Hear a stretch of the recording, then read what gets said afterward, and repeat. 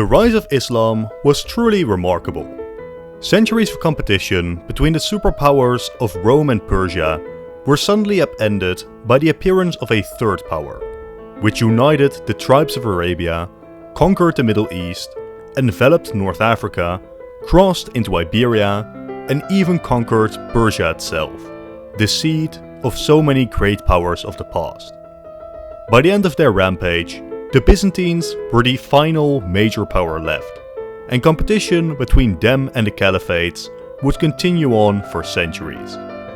Yet, it could have gone a different way. The Byzantines were in a remarkably bad position by this point in time. They were plagued by civil wars and internal instability. The loss of the Middle East and Egypt represented the loss of arguably their most lucrative regions, while control over the Balkan too was fading, with some very serious threats coming from the Bulgars. 2 times during this period did the Umayyads threaten to conquer the capital of the empire itself. There is little doubt that it's unlikely they could have recovered from such a defeat, and the Eastern Roman Empire could have easily met the same fate as Persia before it. The first siege was in 674, with Arab fleets blockading the city, slowly but steadily launching raids against their defenses. But the Byzantines managed to score victories in Asia Minor, while they revealed a new invention called Greek fire, a very flammable liquid which could burn even on water. These victories allowed them to relieve the siege and live another day. But in 717, the Caliphate returned, intervening in another civil war and besieging the city again. But, again, Greek fire destroyed their crucial navy, while victories in Asia Minor pushed back reinforcements. The besieging army then got ill and struck by a harsh winter, while the Bulgars allied themselves with the Byzantines and arrived to harass the Arab armies. Another round of naval reinforcements was lost because the Christian crew defected the Caliphate for Byzantium, ending this ground campaign in total disaster. Yet today, we wonder, what if this second siege was actually successful? Now, while unlikely, it is far from unrealistic for the Arabs to have won here. Again, the Byzantines were in a remarkably bad position. Greek fire, as used in these naval battles, was only invented 2 years before the first siege. Suggesting it simply isn't available to the Byzantines is not crazy. This would allow the Arabs to impose their critical naval superiority necessary for not just starving out one of the largest cities on Earth, but also to continue to supply their own forces across the sea. It is also crucial to get the Bulgars on the Arab side. Only a year before the siege began, Byzantium negotiated with Bulgaria, recognizing their new border and agreeing to pay tribute to the Horde. This now gave the Bulgars a very good reason to want to stop an Arab victory. How we get the Bulgars to change side here doesn't really matter too much, but just minor changes in the Byzantine civil war, delaying this rapprochement, and the Arabs perhaps offering them greater riches might lead them to not coming in to save the Byzantines, but instead continuing their own raids and conquests further into Greece. In such a world, after a prolonged siege of the city of the world's desire, it falls to the forces of Islam about 7 centuries earlier than in our timeline, and the world would be forever changed for it. Now, the decades after the fall of the city are pure chaos, as the Umayyads start consolidating control over territories of the former empire. Whatever remains of the empire fractures. Yet, that does not mean the Umayyads immediately capture it all. For reference, we can look at Iberia, where in the northern mountains, Christian forces held out against the invaders. The horse-based Arab armies generally struggled to conquer these types of regions, and we'd likely see the same play out in Anatolia and Greece, as Byzantine resistance continues across the region, some proclaiming counter-governments, or allegiance to an emperor which may have fled the city, or just general autonomous states in general opposition to the Caliphate. The safest Byzantine stronghold might be Greece and Macedonia, as launching a naval campaign to these regions could prove very difficult for the Umayyads. Though, island campaigns would likely be launched, and the Bulgars might press their borders even further. This situation would last for decades, if not centuries, as the Umayyads slowly consolidate control, but especially along the coast, breakaway regions could maintain themselves for decades, if not centuries. Now in Italy, there are also some remnants of the empire previously conquered from the Lombard kings by Justinian and Belisarius. With the east in turmoil, these territories start to collapse, and the Lombards are likely to seize large territories back. Perhaps the Byzantines or a successor state maintains territories in the south, but their long-term viability is very easily contested. And this is not a region I expect to be capable of mustering a Byzantine Reconquista. I'm sorry for the quick intermission, but by far most of you aren't subscribed. To keep up to date with all the latest releases, consider doing so. Thank you. Now from here, a lot is decided in the short term, as the Umayyad Caliphate starts falling into disarray. As a very Arab-dominated caliphate, many minorities became dissatisfied with the regime, with most notably the Iranians leading the call for change, culminating in the Abbasid Revolution, which successfully overthrew the Umayyads, though they continued on in Cordoba. Now, Anatolia here does provide a bit of an unknown quantity, but if anything, we could expect the new territories to support the Abbasids, and therefore the overall outcome remains largely unchanged. There is potential for a minor revival of some Byzantine remnants, but overall, the Abbasid Revolution was relatively swift, and I would be highly surprised if long-term Muslim rule of the region was threatened. Now from here in our timeline, the Abbasids had a brief golden age, which coincided with the start of the much larger Islamic Golden Age, a fantastic time for science and knowledge in the Islamic world. During this period, the Abbasids for about a century remained largely unified. We can expect this to remain the same here, while the consolidation of Anatolia might be continued. Now it's difficult to predict how exactly they rule Anatolia, but I would expect local Greek elites to continue to play a big role in governance, with the caliphates potentially even continuing ruling traditions inherited from the Byzantines, with Greeks favored by the caliph, especially those who convert to Islam, elevated to governors. Now, an important thing that I think is crucial to discuss here is that I often see in scenarios like this that the caliphate unlocks an Ottoman-like ability and desire to continue stomping across the Balkans, if not even further, sometimes even crushing the Italians, setting up for a hegemonic Islamic world around the Mediterranean. But I consider this very unlikely. We must recognize the difference between the Umayyads, the Abbasids, and the much later Ottomans. It had been the Umayyads which conquered Constantinople, and it is safe to say that they loved conquering. In our timeline, they were the ones that took North Africa and Iberia and significantly expanded to the east, while also launching these invasions of Byzantium. Yet, after such a victory, they'd have to spend a lot of time and resources consolidating, and it's very unlikely that they'd spend the effort to subjugate Bulgaria too. Next would be the Abbasids, who in our timeline undertook very few large conquests. Just look at what they already had to manage, their capital being in Baghdad, Iraq. For them, the Balkans are a mere side note. Good relations with the Bulgars is worth far more than any conquest could ever be. What further adds to this is that the Balkans, and really Europe as a whole at this time, was relatively underdeveloped compared to the centers of civilization which the Abbasids already held. There was little to gain from a conquest of the Balkan. The real victory, the destruction of their only remaining peer rival, had already been accomplished. Now the Ottomans in contrast were a realm focused much further north on Anatolia, and with their capital even centering around Constantinople later on. They were a growing realm during a time of military innovations which they were at the forefront of. they had a different government form with different incentives to expand. For the Ottomans, expansion into the Balkans made a lot more sense, both to expand their power base and to create new buffer regions.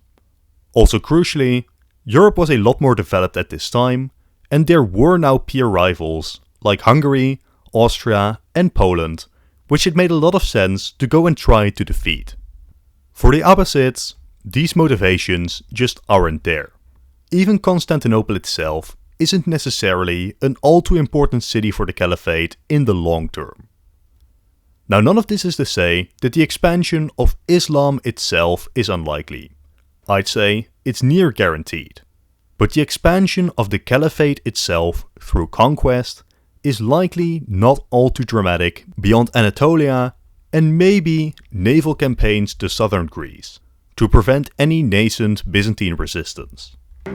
Now from here, the realm of Bulgaria will be the key in the coming fight for dominance between Islam and Christianity, as in the century following, this realm will have to choose between the two. This is especially crucial as in our timeline, they would come to dominate the entire Balkan, and I see little reason why they wouldn't be able to do so in this scenario, maybe even more so without the Byzantines to confront them. Their decision could either bring Christianity back to the Balkan or Islamize the entire region, with great consequences for the scenario at large. Their undeniable trading and diplomatic relations with the Caliphate makes me think that a conversion to Islam might be more likely, thereby becoming the perfect frontline realm for the religion, spreading Islam as far north as the Danube. Now alternatively, potentially due to competition and friction with the Caliphate in Thrace and Greece, Bulgaria could still become Christian, turning them into the front line for the other side. As we will soon discuss, once the Abbasids do start to crumble and more divisions start appearing in the Muslim world, the Bulgars might be in a prime position to benefit from Christian reconquest, with the Bulgars role-playing a Byzantine revival not being an impossibility. Another key realm is of course the Kievan Rus, who in our timeline converted to Orthodoxy, in large part due to their close trading and diplomatic relations with the Byzantine Empire. Yet, even in our timeline, Islam was at least considered as an alternative, and with the Muslims entrenching themselves in Anatolia, they are the ones who dominate trading lanes across the Black and Caspian Seas, and undoubtedly have significant contact with the Rus. Having been exposed to Arab and Muslim customs for centuries, it becomes far from impossible that they convert to the religion as well. Of course, it's not guaranteed. They might become Christian anyways, or even stick to their own traditional religion. But it is not a crazy prediction to think that Islam might spread all across Eastern Europe, Christianity driven back to just the West. Now, after laying all of this foundation, predictions do get a lot more difficult. I have already covered potential butterflies for over 2 centuries of history, and their butterfly effect is getting snarky, as the decisions of a few rulers, which I cannot predict, now hold the future of the entire world. Still, let's continue exploring some rough outlines and potentials. Now, I see no reason for the rise of the Carolingian Empire to be directly impacted, but the nature of their rise very well may be. There is an interesting and important aspect about the Byzantine, Carolingian and Holy Roman Empire which goes under-discussed in popular history, and that is the concept of translatio imperii, the transfer of rule. Without delving into extreme detail, there was a persistent idea that the essence of Rome had to be continued. There were numerous reasons for this, amongst which simple prestige and power to the people who held the title, as well as the power it gave the Pope over earthly kingdoms. But crucially, it also tied into a belief that the fall of Rome would laud in the end of the world as we know it. A belief rather widespread amongst Christian European elites. This belief came from the Old Testament, where Daniel II tells of a dream Nebuchadnezzar II once had. In it, he saw a huge statue, head of gold, arms and chest of silver, belly and waist of bronze, legs of iron, and feet of iron and clay. The statue was then destroyed by a stone, not of human creation, which turned into a mountain that filled the whole world. Now this may seem vague, but stick with me here. The common interpretation given to this dream was that the head represented Nebuchadnezzar's Babylonian Empire. The other segments then represented successor empires, traditionally believed to be the Persians, then the Macedonians, and then the Romans. The rock which destroyed the statue was then Jesus returning to laud in the new age in which his glory filled the world. Translating this back to the real world, this meant that the fall of Rome, at best, meant the imminent return of Jesus Christ to earth, or at worst, meant the next period of European history would represent the feat of clay and iron, two materials which don't work together, symbolizing division and uncertainty. So, the fall of Western Rome in this light was quite stressful, especially once the world didn't end, which some elites did anticipate. But of course, this was then easily explained. Constantine had moved the empire east, and it had never ceased to exist. According to Translatio Imperii, the Eastern Roman Empire was no less legitimate than the West was. The right to rule and its inherent Romanness had simply passed on to the Greeks. This interpretation might have become problematic in 1453 with the fall of the Byzantines to the Ottomans. But as you will well know, in 800 the Pope had coronated Charlemagne as the Holy Roman Emperor, and therefore, according to this same Translatio Imperii, the right to rule had been transferred from the Greeks to the Franks and would later transfer from the Franks to the Saxons. In the mind of the European elites of the time, the Holy Roman Empire was perfectly Roman. Hence, no need to worry about Nebuchadnezzar's dream. Now, all this being said, it is quite possible that the fall of Constantinople and the de facto collapse of the Eastern Roman Empire would have a profound effect on the way of thinking of the remnants of Catholic Europe. This isn't like the fall of the city in 1453, long anticipated, when Byzantium hadn't been relevant for centuries anyway. And besides, the Holy Roman Empire was well entrenched within Europe. The fall of the city instead in 1717 would represent the greatest loss for the Christians up to this point. The true fall of Eastern Rome, while Western Europe was still divided. No clear successor to be crowned emperor. 3 theological conclusions seem most plausible to me. First, it is simply argued that whatever remains of Byzantium still carries the essence of Rome, potentially until the Franks are considered powerful enough to usurp the title. This would be the interpretation closest to our timeline. Second, it may be interpreted as us being in the time of iron and clay, of division and uncertainty. With such an interpretation, the very concept of Rome might start to lose its value, and even if the Franks become powerful, there might not be the incentive to crown them the Roman Emperor, as they might have considered that time to have already passed. Rome was gone. Now, the third interpretation could be that the arrival of Jesus was indeed imminent, since I personally doubt that Jesus would actually show up around this time. Such a mindset would later circle back to either the first or the second interpretation. So, it is not guaranteed, but there is a real possibility that Charlemagne as Holy Roman Emperor is butterflied away. He would undeniably still be a powerful lord ruling over much of Western Europe, but the shock of the fall of Constantinople hasn't reinvigorated the West's commitment to the legacy of Rome. It might have been shattered. The crown and title of Rome might fall to the gutter, perhaps picked up again later, but not with the same prestige and implications. If I am correct in this analysis, the political future of Europe might be forever changed. Across European history, the title of emperor has carried significant weight and was well sought after. Even despite its internal divisions, the empire was for most of the late Middle Ages the dominant force in the Catholic world. By virtue of its existence, superior to the various kings on the continent, while its mutually complicated power dynamic with the Pope shaped the very way the continent worked.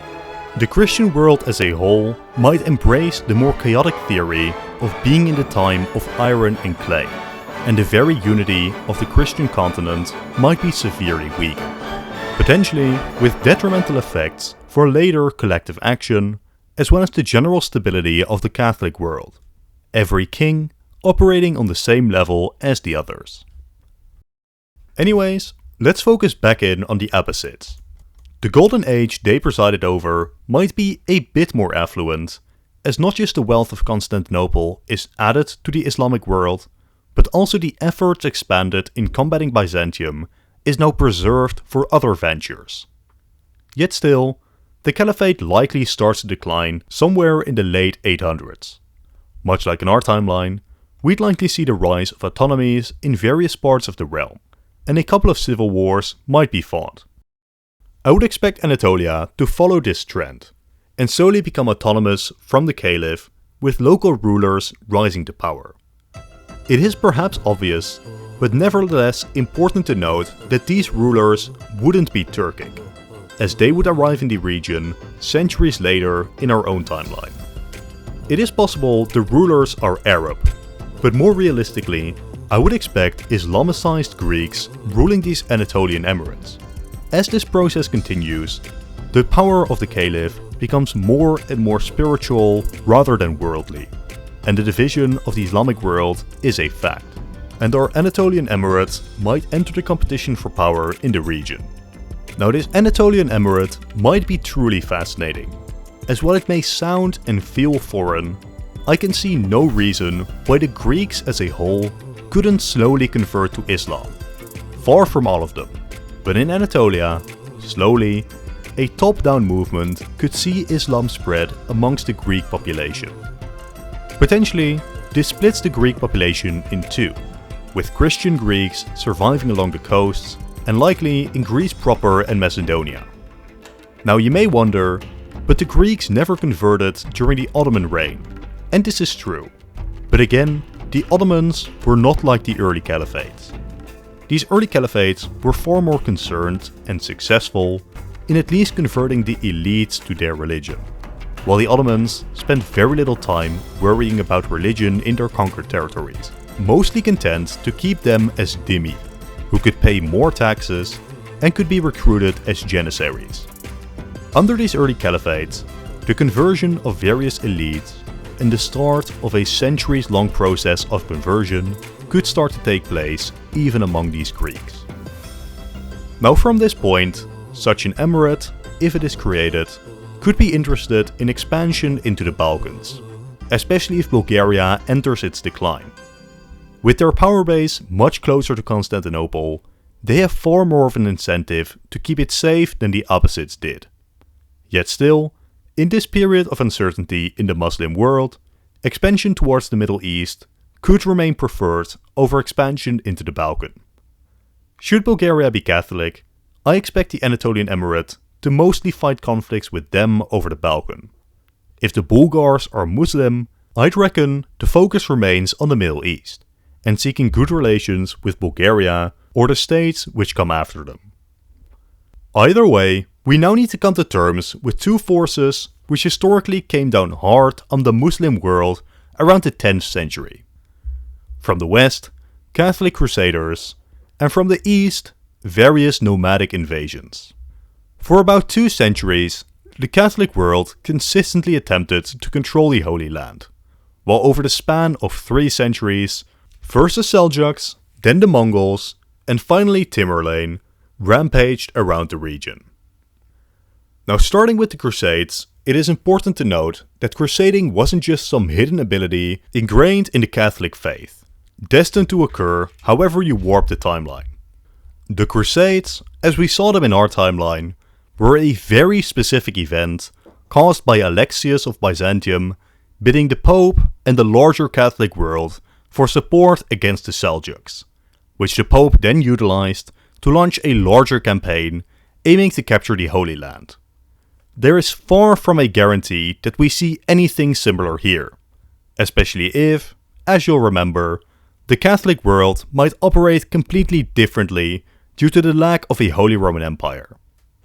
That is not to say that there wouldn't, absolutely, without a doubt, be significant conflict between the Christian and Muslim worlds, but organized, Pope-led rallying of the Catholic world against the Muslims is far from inevitable. Yet, even if we assume that the Pope still tries to call a crusade similar to those of our timeline, even finding the motivation for it is far more difficult. Perhaps we assume the Balkan are indeed Christian. Should they come under threat, this doesn't panic Europe remotely as much as the Byzantine, the Eastern Roman Empire, coming under threat. Similarly, the conquest of Constantinople would absolutely be fantastic, yet wouldn't carry the same religious justification and fervor as a crusade to the Holy Land. Meanwhile, said Holy Land would be completely impossible as a goal, as unlike our timeline, where the Byzantines provided a base of support from Anatolia, the Crusaders would now have to cross the Balkan, fight across the Bosphorus into Anatolia, defeat the local emirates there, across the mountain ranges, to then reach the Levant and have to fight all the way down to Jerusalem. Frankly put, this is not something the Crusaders would ever be successful in. So, it is very possible the Crusades never occur anywhere near the scale of our timeline. At best, being smaller scale religious conflicts focused on evicting the Muslims from southern Europe rather than far-reaching conquests and adventures to the Middle East. Of course, through such wars, it is possible that we do see a reconquest of Constantinople, potentially coupled with a Bulgar-led restoration of Byzantium, or just a more general restoration of a Greek Byzantium, or even just a generic Catholic Greek state. Of course, in all of these cases, the restored Byzantium would hold nowhere near the prestige it once enjoyed. Personally though, I love the idea of having a Muslim Greek emirate in Anatolia and a Christian Greek realm across the Bosphorus. Now specifically for the Crusades, this prevents all of the energy expanded in our timeline to combat the Crusades, and with it, the entire region is completely changed. This is made even worse by the fact that we very possibly have butterflied away the specifics of the Seljuk and Mongol conquerors. Yet still, it is undeniable that for nomadic conquerors, Persia is a very attractive target. And if the Muslim world is in a period of division, some Turkic, Mongol or other nomadic invader thrashing about the region is likely at some point. Yet at the same time, the specifics are impossible to predict. Yet, I think it's useful to note that however we've set up the region up to this point, it will likely be shaken up by such hordes. For example, the Anatolian Emirate might be left alone, potentially even benefiting and expanding their own power long term. Alternatively, a Seljuk-like conqueror could still threaten to reach the Bosphorus, but unlike our timeline, there isn't a Byzantium to call for aid, and there isn't anyone to save the Anatolian Emirate. If anything, it might prove the perfect moment for Muslim power in the region to be threatened by outside forces. By this point, we need to recognize that the main thing we know is that we know nothing. The entire Christian world could be altered without Translatio Imperii and the Crusades. We might see Islam spreading as far as the Balkan and the Rus, even without direct conflict. We could see an Islamified Greek emirate in Anatolia, and all of the specifics of the Middle East are changed. Unsurprisingly, the fall of one of the greatest cities in the world has irreversibly changed the world, all the way from Paris to Persia. For now though, this is the end of the video. Thank you all for watching and consider leaving a like and a comment as well as subscribing. If you've enjoyed the video, click the video on top to watch another in this series. If you've already seen it, I'm sure the bottom video is great too. Once again, thank you all for watching and goodbye.